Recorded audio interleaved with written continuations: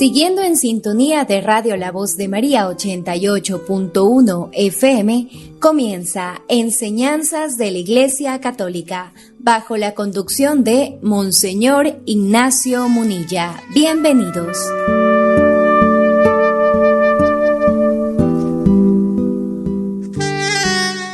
Un cordial saludo a todos los oyentes. Un día más, con la gracia del Señor, proseguimos el comentario del Catecismo de nuestra Madre la Iglesia. Continuamos en esa explicación de la primera parte, de las primeras afirmaciones del credo. En concreto, estamos hablando de la creación. Crea un Dios Padre Todopoderoso, creador de cielo y tierra. Esa parte del creador, esa parte del catecismo referente a la creación, habla de la catequesis sobre la creación, habla de la creación como obra de la Trinidad, del mundo creado para gloria de Dios, del misterio de la creación y finalmente de la providencia divina, dentro de la cual hoy abordamos el último de los apartados, que tiene como título La providencia y el escándalo del mal. Cómo compaginar nuestra fe en la providencia, el hecho de que Dios crea el mundo y cuida de él y lo dirige hacia su plan de salvación. Cómo compaginar eso con el mal, con la existencia del mal que nos hace sufrir y nos escandaliza a veces. Es a partir del punto 309.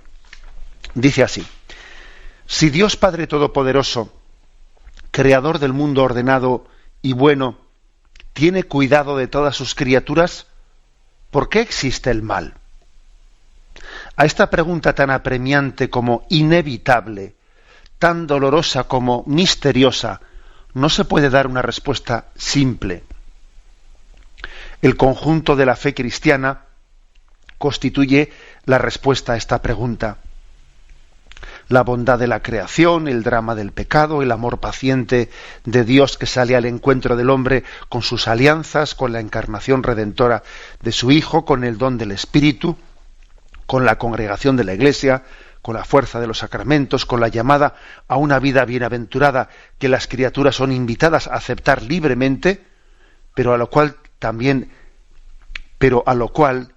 libremente, por un misterio terrible, puede negarse o rechazar. No hay un rasgo del mensaje cristiano que no sea en parte una respuesta a la cuestión del mal.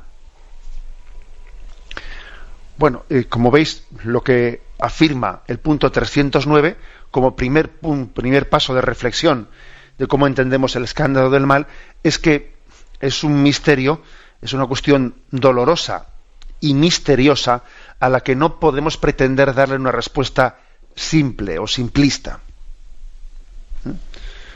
Es decir, que no vayamos buscando, pues, como a veces puede ocurrir, que alguien se acerca a la Sagrada Escritura, pues pretendiendo buscar en ella una especie de recetario de respuestas.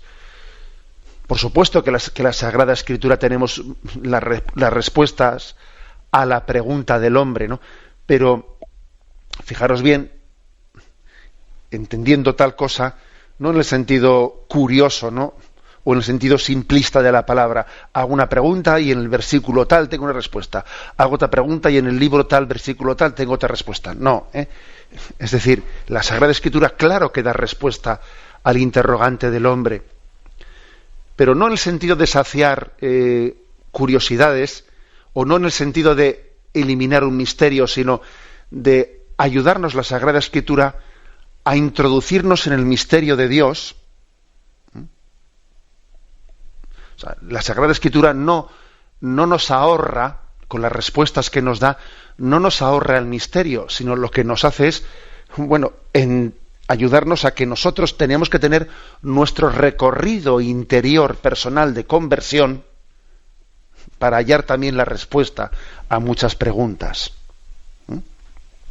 Porque de lo contrario sería como si la Sagrada Escritura a mí me diese una serie de respuestas que como quien ve los toros desde fuera de la barrera, ¿no? Como quien ve una película y en esa película que está aconteciendo fuera de ti, te dan las respuestas. No, la Sagrada Escritura a ti te introduce dentro, te ayuda a vivir dentro del drama, no desde fuera, como si a mí no me afectase.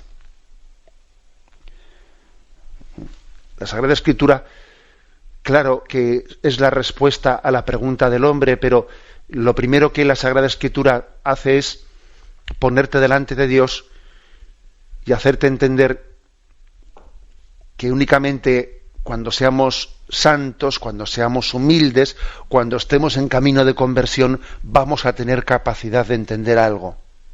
Mientras que no estemos en esa actitud de conversión, ya te pueden explicar muchas cosas, o podemos hacer muchos debates, o dar muchas razones y muchas conferencias y muchas explicaciones, que todo eso va a servir de muy poco. No se trata pues de saciar curiosidades o de saciar o inquietudes intelectuales, ni siquiera, no. Se trata de ponernos ante la voluntad de Dios y conocernos en ella a través de la Sagrada Escritura. O sea, no se puede dar una respuesta simple, de manual. Toda la Sagrada Escritura, viene a decir aquí, toda la Sagrada Escritura es una respuesta. La vida de Cristo es una respuesta al problema del mal. Lo cual quiere decir que tenemos que empaparnos de Cristo, empaparnos de su misterio, empaparnos de el Evangelio, de las bienaventuranzas, de todos los pasajes evangélicos, del Espíritu Santo, que es el que ha inspirado la Sagrada Escritura. Tenemos que estar movidos por el Espíritu Santo para poder entender algo del misterio del mal, del porqué del misterio del mal. Bueno, no sé si quizás esta respuesta a alguien le puede decepcionar, porque igual uno dice, bueno, yo es que esperaba, cuando llegase este punto del tema del escándalo del mal, esperaba que me diesen toda una serie, un elenco de cuestiones y de respuestas. Bien, vale, el catecismo, vamos a hablar de todo ello ahora, entraremos en cuestiones concretas, pero esta aclaración primera que hace el catecismo antes de entrar en harina, como se dice, es muy importante, porque la harina está aquí y no únicamente lo que está después. O sea, no busquemos en la Escritura una especie de silogismos, una especie de justificaciones racionales que nos ahorren el misterio. No, ante el misterio hay que entrar de rodillas, y ante el misterio hay que entrar con una decidida determinación de conversión. Bien, dicho esto, después de afirmar que todo el mensaje cristiano, y no solo una parte, no solo una respuesta, no solo un versículo, todo el mensaje cristiano está dando una respuesta a la cuestión del mal, y el Evangelio hay que cogerlo en su conjunto. El Evangelio no se puede coger pues como un pasaje y el otro pasaje lo dejo, y eso es muy peligroso, porque en el fondo estamos haciendo un evangelio a nuestra medida, a nuestra sensibilidad. Cojo determinada página del Evangelio con la que me siento identificado, la otra que no me cuadra tanto la voy dejando a un lado. Claro, en la medida que hagamos esa lectura cercenada de la palabra de Dios, nos va a costar mucho más dar respuesta al problema del mal, etcétera. Es importante acoger en su integridad y plenamente la palabra de Dios.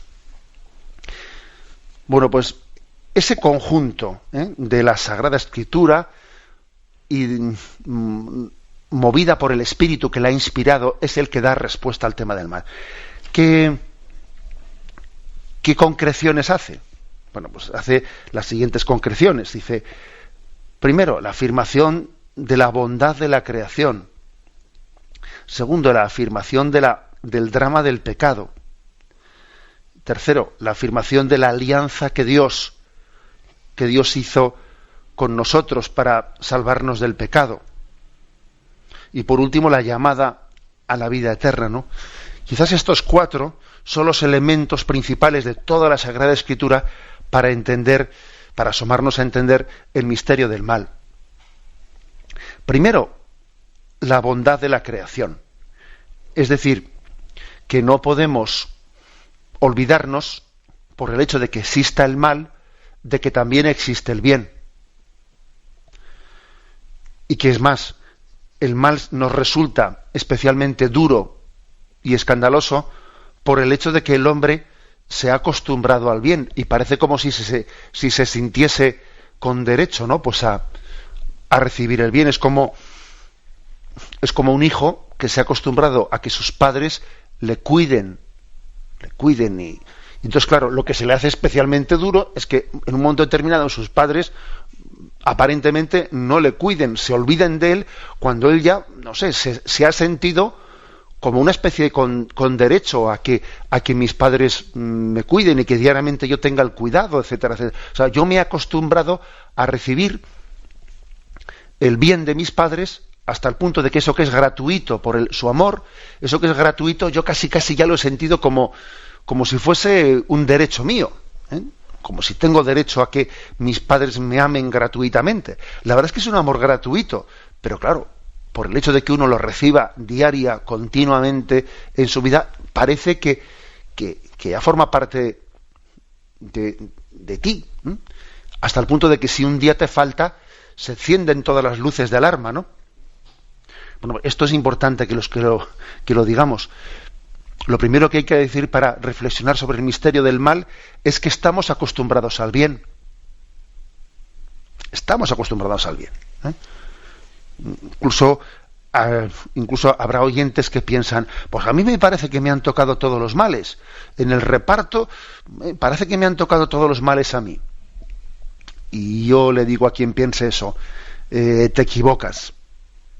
Seguro que si haces una lectura de tu vida en la presencia de Dios, y repito, en la presencia de Dios, y no de tu lectura de autolamentación, y que a veces tenemos unas lecturas de nuestra vida pues muy victimillas, o victimosas, que siempre estamos diciendo todos los males que tenemos, las enfermedades, que sí, que ya sabemos que eso también es verdad, pero que puestos a hacer una lectura de nuestra vida sin estar en la presencia de Dios, solemos tender pues a ver todo lo malo y a no ver nada lo positivo. Seguro que cualquiera de nosotros que haga una lectura de su vida en presencia de Dios tendrá que empezar proclamando la bondad de la creación. Tendrá que empezar diciendo, qué bueno es Dios, que me quiere, que me ha cuidado, que me guía. Y luego, una vez que hemos hecho esa proclamación, bueno, pues después de ello, es verdad que también nos cuestionamos, ¿y por qué existe este sufrimiento? ¿Por qué Dios ha permitido tal cosa? Bueno, después viene lo segundo, pero ojo, lo segundo precisamente es problemático por el hecho de que nos hemos acostumbrado al bien, como si el bien fuese lo común, fuese lo lógico, fuese lo... Esta es una primera afirmación. La segunda afirmación importante dentro del conjunto de la revelación es el hecho de que Dios creó un mundo bueno, pero también nos creó a nosotros libres, es decir, con la posibilidad de glorificar a Dios en el ejercicio de nuestra libertad, de amarle, de quererle libremente, pero claro, con la posibilidad también añadida de que utilizásemos mal de nuestra libertad. Es decir, existe el drama del pecado, y el drama del pecado ha introducido el mal en la creación. Ha sido como una distorsión que no ha destruido, pero sí ha herido el plan de la creación. No lo ha destruido totalmente. En eso también digamos que la espiritualidad católica se ha caracterizado por ser pues muy equilibrada, porque frente a algunas concepciones en las que se viene a decir que se viene a describir el pecado del hombre como una especie de destrucción total del plan de Dios, No, nosotros no hemos afirmado nunca tales cosas. Es verdad que el pecado hiere, afecta, deja tocado al hombre, tocada a la creación, pero no le ha hecho perder esa característica de y vio Dios que era bueno, y vio Dios que era bueno. En el mundo sigue habiendo muchísimo más de bueno que de malo, a pesar del drama del pecado. Y ojo, que el drama del pecado es una cosa muy seria, es un misterio que a veces, bueno, pues nos puede llegar a impresionar hasta dónde puede llegar el pecado, la maldad y las consecuencias de la maldad, que no es ningún desliz. A veces planteamos el pecado como si fuese un pequeño desliz, es que tenía una equivocación. No, el pecado no es un desliz ni una equivocación, es algo dramático, en la posibilidad de rebelarse frente a Dios, es algo dramático. Bastaría echar mano de episodios históricos concretos, de episodios que hemos visto a nuestro alrededor, que vemos en las noticias, y uno dice, qué drama es el pecado. Bueno, pues ni aun así, no olvidemos que el pecado, aunque ha dañado, ¿no?, seriamente la creación y el hombre, no la ha destruido. El tercer elemento para tener en cuenta, para reflexionar sobre el misterio del mal, es que Dios no se ha quedado con los brazos cruzados cuando el hombre ha pecado y ha distorsionado la creación de Dios. No se ha quedado con los brazos cruzados, sino que, compadecido, ha tendido la mano para que le encuentre el que le busca, y ha reaccionado y ha salido en nuestra búsqueda y ha tenido un amor paciente. Podía Dios haber roto la baraja, podía haberse, entre comillas, arrepentido de habernos creado. Acordaros cómo el episodio del diluvio universal se plantea en estos términos.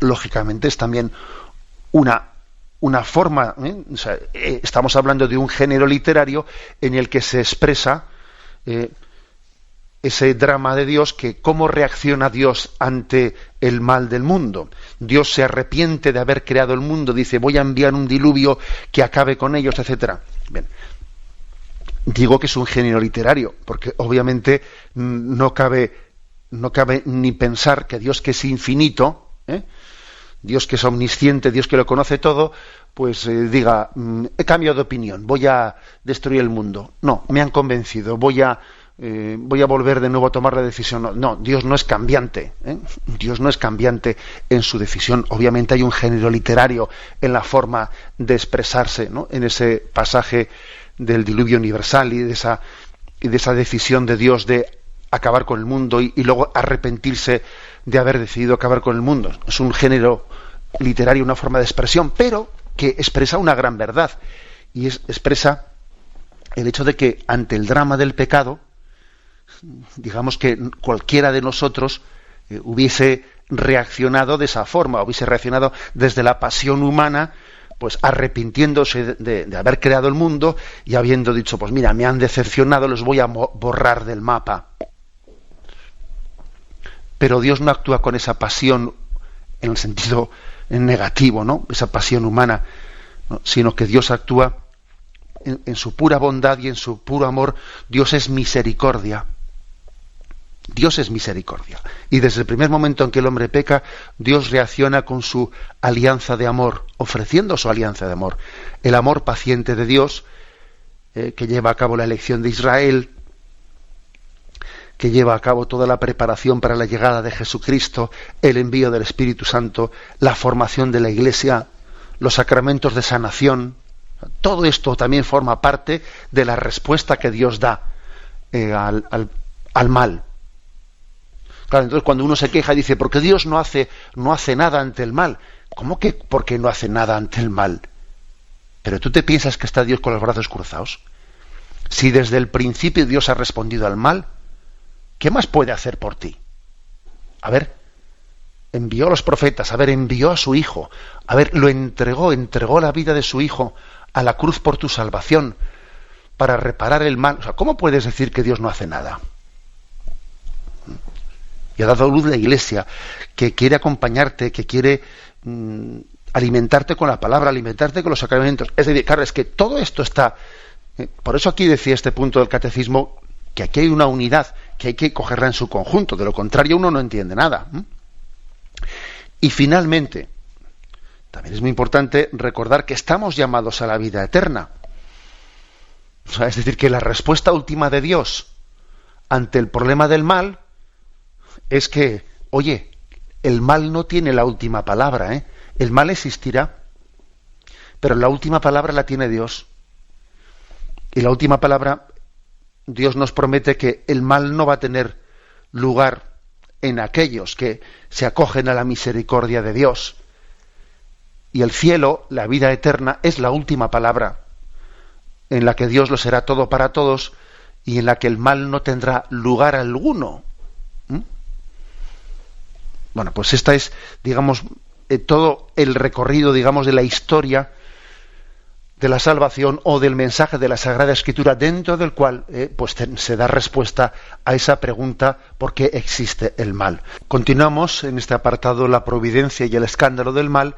Pasamos al punto siguiente, al 310, que dice: pero ¿por qué Dios no creó un mundo tan perfecto que en él no pudiera existir ningún mal? En su poder infinito, Dios podría siempre crear algo mejor.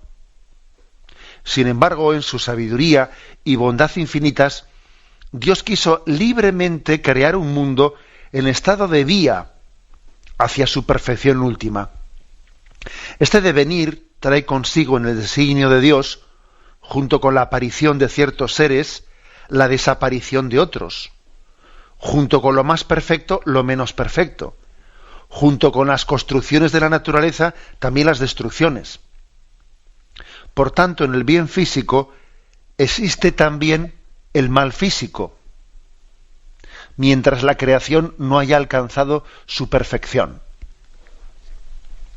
Bueno, allí habla, por lo tanto, es una primera afirmación hablando del mal físico. Sabéis que se suele hacer una distinción entre el mal físico y el mal moral. Bueno, el mal moral queda para el siguiente punto, que después comentaremos, pero ahora primeramente hace referencia este punto 310 al mal físico. Vamos a ver, ¿Dios podría haber creado un mundo más perfecto que el que aquí existe? Pues sí. O sea, es decir, Dios es infinito, y como infinito y todopoderoso que es, aunque la creación verdaderamente es maravillosa, y aunque la creación está llena, es un reflejo de su bondad, pues ¿quién puede decir que Dios no podría haber creado un mundo con más grado de perfección que este? Pues es que si alguien dijese eso, diría incluso una blasfemia. O sea, estaría como negando el poder de Dios, ¿eh? Sería una blasfemia decir eso. Dios podía haber creado un mundo con mayor grado de perfección, físicamente que el que tenemos. En ninguna parte de la Sagrada Escritura se dice que este mundo sea perfecto. No, se habla de la creación como su propio nombre indica, como una criatura, y lógicamente se reconoce en ella los límites de la criatura. O sea, la creación es maravillosa, inmensa, sí, todo lo que queramos, pero es limitada, es una criatura. Entonces la pregunta es, bueno, ¿por qué Dios no ha creado las cosas? Y la respuesta es, ¿y por qué hacemos preguntas que de alguna manera se nos escapan? Es decir, ¿por qué no partimos de la realidad? Y no del... ¿Y por qué? Es decir, ¿por qué no partimos de la realidad? Es decir, la perfección, la infinitud queda para el cielo. El cielo sí será infinito y perfecto. ¿Por qué? Porque el cielo es Dios mismo. El cielo no es una especie de segunda creación en el sentido de que la primera fue imperfecta y la segunda creación será perfecta, ¿no? Es que el cielo es Dios mismo.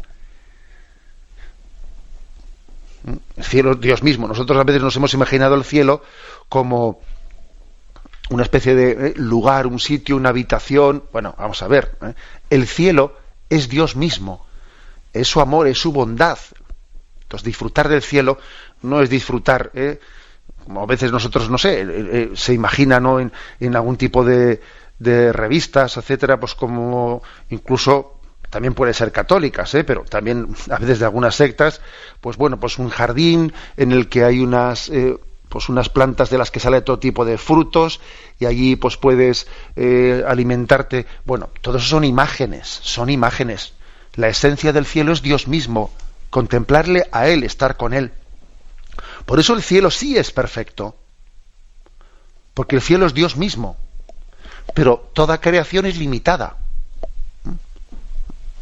Luego no le pidamos a esta tierra, a esta vida, lo que solamente le podemos esperar de la próxima, de la siguiente, que es Dios mismo, su perfección, su bondad infinita. Aquí, infinito, no hay nada más que Dios.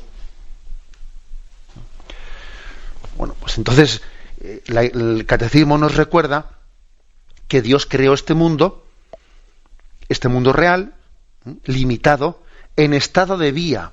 Estado de vía es que no lo creó concluido, lo creó para que se perfeccionase, para que mejorase, para que tuviese un increscendo, un ir desarrollándose, ¿no?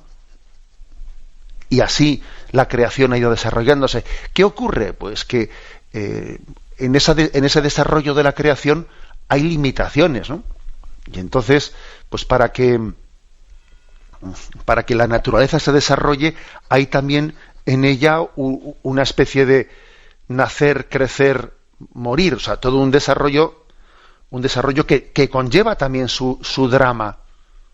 El drama, pues, de que los terremotos, las placas tectónicas empujan unas a otras y hace que se eleven las montañas. Gracias a que las montañas se elevan, pues en ellas se forma ese ciclo de que pues la nieve descansa, de ella se derrite, bajan las aguas. O sea, tenemos toda una explicación, todo un misterio de equilibrio de la naturaleza, pero que ese equilibrio de la naturaleza tiene también unas leyes físicas, que existe un morir para vivir. Es así, ¿eh? Si el grano de trigo no cae en tierra y muere, no da fruto. Eso que Jesús utiliza como una imagen en los evangelios es también una ley de la naturaleza, que Jesús coge como ejemplo para la ley moral o espiritual de la vida. Pero fijaros que Jesús ha echado mano de una imagen de la naturaleza. Si el grano de trigo no cae en tierra y muere, no da fruto. En la naturaleza existen estos ciclos. Y entre comillas, hay males que están sustentados, mejor dicho, hay bienes que están sustentados en unos males. Males de naturaleza que son ciclos que son caducos, sobre los cuales después la naturaleza se regenera y va creciendo. Por lo tanto, afirmación del catecismo.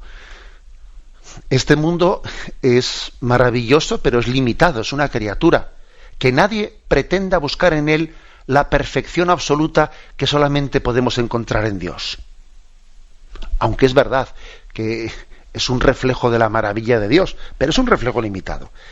Y entendamos que Dios lo ha creado en estado de vía, es decir, increscendo, que de manera que sea como la antesala en el que, transformando el mundo, buscando, intentando crear la perfección en este mundo, nos estamos preparando para la perfección plena, que es la de la visión beatífica en el cielo. Cuando el hombre lucha contra las limitaciones de esta vida, cuando intenta pues buscar un mundo más perfecto, cuando intenta transformar la naturaleza, cuando intenta mejorar, entre comillas, ¿no?, en esta vida, se está preparando para el cielo. Dios ha querido que el hombre no esté con los brazos cruzados, no esté parado, sino que sea copartícipe de ese crecimiento del mundo hacia la perfección. Una perfección que no alcanzará por sí mismo, sino que solamente Dios nos podrá otorgar en la vida eterna. Pero quiere otorgárnosla como culminación de un proceso de crecimiento, de desarrollo, de perfección, en el que el hombre no se queda como mero espectador, sino que se lanza en la arena para luchar por la perfección en esta vida. Bien, esta es la respuesta que da el catecismo a la existencia del mal físico, porque es cierto que existe, ¿no?, un mal físico en esta vida, en este universo, fruto de la limitación. Eso que aprendíamos desde pequeños en el colegio, ¿no? Es propio de todo lo creado nacer, crecer y morir, porque es limitado. Nacer, crecer y morir. Tenemos un momento de reflexión y continuamos enseguida. Ya volvemos en un momento con su programa Enseñanzas de la Iglesia Católica a través de 88.1 FM.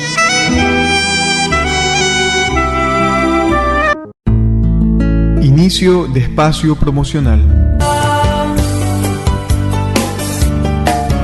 Cada día llega a mí la palabra del Señor a través de la voz de María, el mensaje de salvación.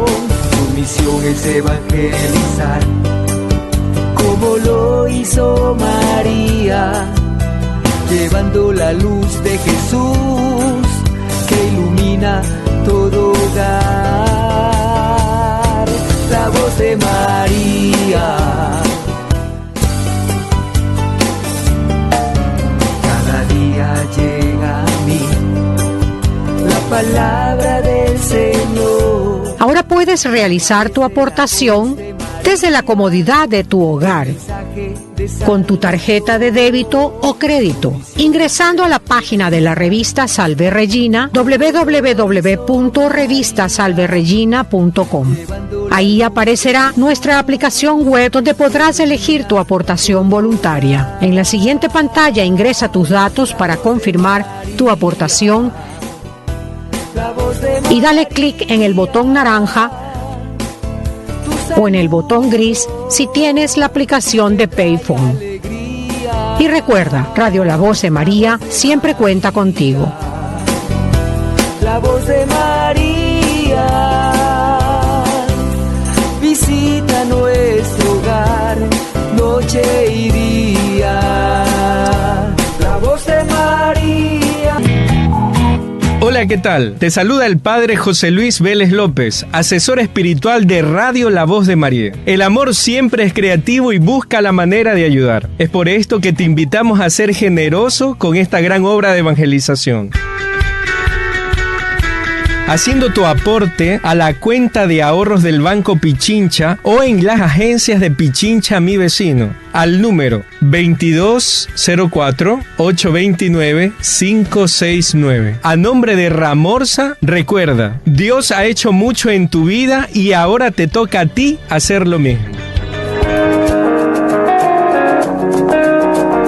Con tu ofrenda ayudas a que sigamos adelante. Soy el Padre Tomás Guerrero. Tu donación puedes hacerla en las siguientes cuentas: Produbanco y o Servipagos. Cuenta corriente a nombre de Ramorza, número 1049161000. Gracias, porque con tu ayuda seguimos evangelizando a través de la voz de María.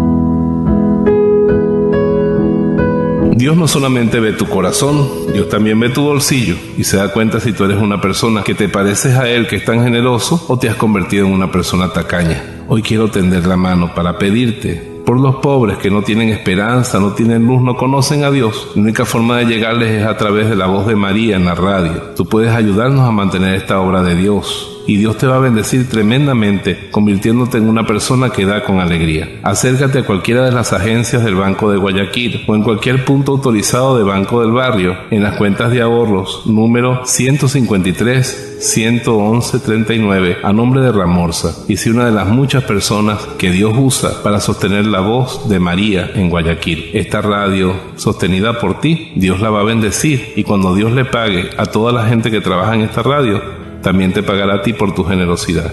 Cuento contigo. Soy Monseñor Roberto Cipos de Venezuela y te bendigo en el nombre del Padre, del Hijo y del Espíritu Santo. Amén. Que seas un dador alegre.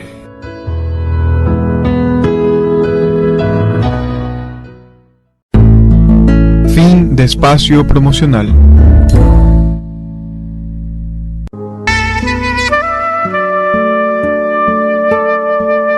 Estamos escuchando Enseñanzas de la Iglesia Católica.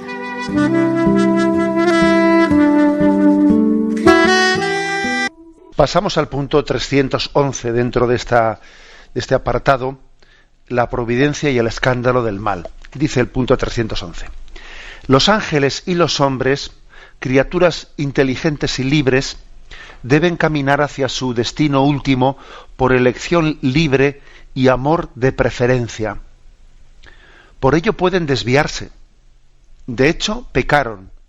Y fue así como el mal moral entró en el mundo, incomparablemente más grave que el mal físico. Dios no es de ninguna manera, ni directa ni indirectamente, la causa del mal moral. Sin embargo, lo permite, respetando la libertad de su criatura, y misteriosamente sabe sacar de él el bien.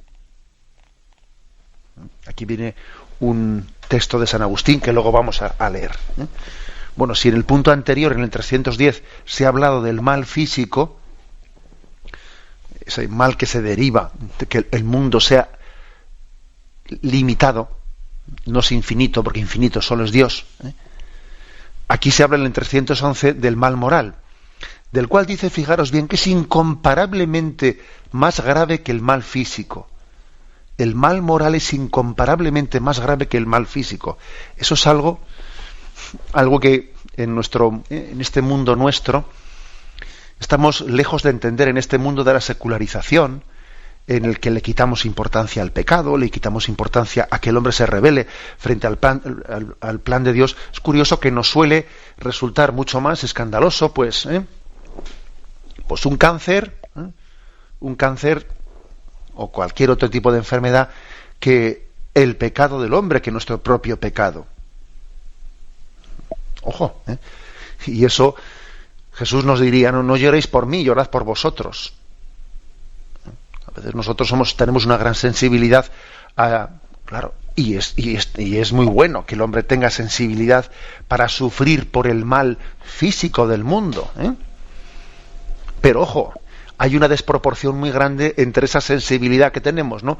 Pues porque ha ocurrido pues un terremoto, ha ocurrido un tsunami, ha ocurrido una desgracia, y ahí se nos conmueve el corazón, y sin embargo le quitamos totalmente importancia a la consecuencia, al drama del mal que tiene el pecado del hombre de una manera directa como primera causa, ¿no? Pues fíjate lo que es tantos pecados de desesperación, de desamor, de rencores, de odios, que dice aquí el catecismo que son incomparablemente más graves y traen muchísimo más, mucha más infelicidad que los males físicos. Esto, por cierto, a veces los misioneros nos lo suelen hacer entender claramente cuando dicen, ojo, tú no te pienses que tú vas a África y no te pienses que vas a ver un continente que en su pobreza es triste, que la gente está amargada. No hagas una imagen de la pobreza o por ejemplo tú vas a un sitio en el que la gente ha padecido grandes males, etcétera, y uno se piensa que va a encontrar allí pues una especie de velatorio, que la gente está pues todo el mundo destrozado, y se lleva la gran sorpresa de que uno va a lugares, especialmente digo en África, ¿no?, el continente más pobre, en el que están tremendamente azotados, ¿no?, por muchos males, y ve unos rostros de alegría y de felicidad que se queda sorprendido. Dice, pero bueno, si aquí la gente es más feliz que en Europa, que en Estados Unidos. Son los misioneros, nos lo repiten mucho, no te creas, ojo, no hagamos una imagen de África desdibujando, no borrando lo más precioso que tiene, que es su esperanza, la esperanza en Dios. Esto es una prueba más de lo que dice aquí el catecismo, de que es infinitamente más grave el mal moral que el mal físico. Lo cual no negamos, que el mal físico también exista y sea a veces duro y terrible y nos pueda llegar a poner al límite en nuestra prueba en la vida. Pero es importante esto, que es mucho más grave el mal moral, incomparablemente más grande, dice. Sin embargo, se nos recuerda que no se le puede achacar a Dios en absoluto la causa de ese mal moral, que la causa de ese mal moral es ni más ni menos que nuestro propio pecado. Dios, en lo único que no está en el origen en esta vida, es del pecado. A Dios le podemos encontrar presente en todo cuanto acontece en esta vida, pero desde luego en el pecado no. Es en lo único en lo que Dios no ha tenido parte ninguna. Ni directa ni indirectamente, dice. Porque Dios es santo, y Dios no puede tener parte en nuestro mal moral. Pero claro, Dios nos ha creado libres, y al crearnos libres, eso conlleva la posibilidad del pecado. Conlleva esa posibilidad.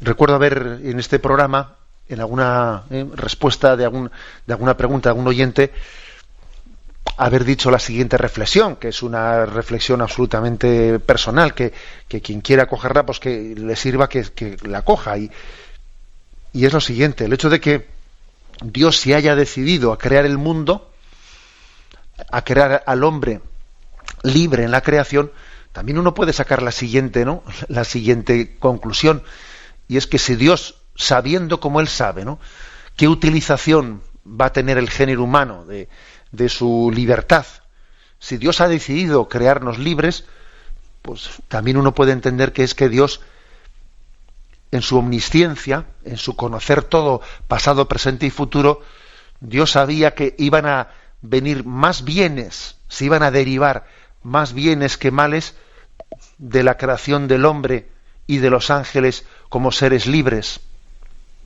También se iban a derivar males, pero claro, si yo por intentar evitar los males del pecado dejo de crear al hombre libre, y así no peca, pero tampoco es santo. Tampoco es santo, tampoco puede dar gloria a Dios. Si Dios no hubiese creado al hombre, si Dios no hubiese creado al hombre libre, desde luego no hubiese existido Hitler, pero tampoco hubiese existido la Madre Teresa de Calcuta. Y fijaros bien, quiere decir que, aunque la herida que un Hitler no ha podido dejar en la historia de la humanidad es una huella terrible, sin embargo, yo estoy convencido de que la huella de la Madre Teresa de Calcuta y de todos aquellos que, siguiendo su carisma, han amado al pobre, es una huella superior. Esta es una reflexión que viene como a concluir: se derivan más bienes que males del hecho de que Dios haya creado al hombre y a los ángeles libres.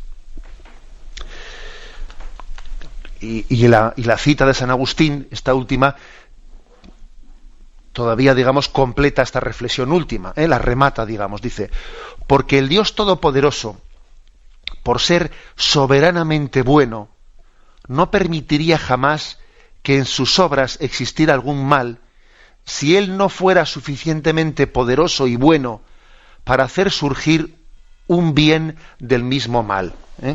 Es decir, mira, si Dios ha permitido el pecado del hombre, que jamás podemos decir que lo ha querido, ni que haya sido causa ni directa ni indirecta, pero si Dios lo ha permitido, es porque Él tiene el poder de hacer de que nuestros pecados terminen siendo, si somos humildes, camino o instrumento de salvación. El pecado puede llegar a ser la ocasión en la que el hombre se abra a la gracia de Dios y en su conversión comience una vida nueva. Hasta ahí llega el poder de Dios. Hasta servirse del pecado, como ocurrió en el caso de Jesucristo, que el pecado que se cometió contra Jesucristo fue un instrumento del que Dios se sirvió para la salvación del mundo. Un caso más fuerte no podemos tenerlo que ese caso concreto. El mayor pecado que se ha podido cometer en la humanidad ha sido la injusticia que se cometió contra el justo, que es Jesucristo. Pecado mayor que ese no se pudo cometer. Bueno, pues Dios hizo de ese pecado instrumento de salvación.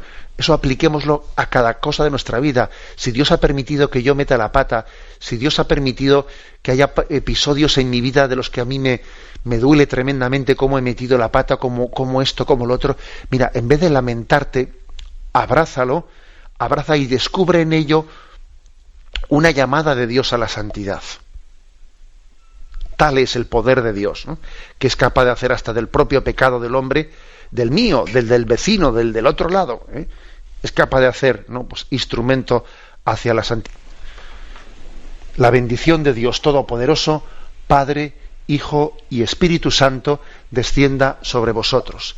Alabado sea Jesucristo.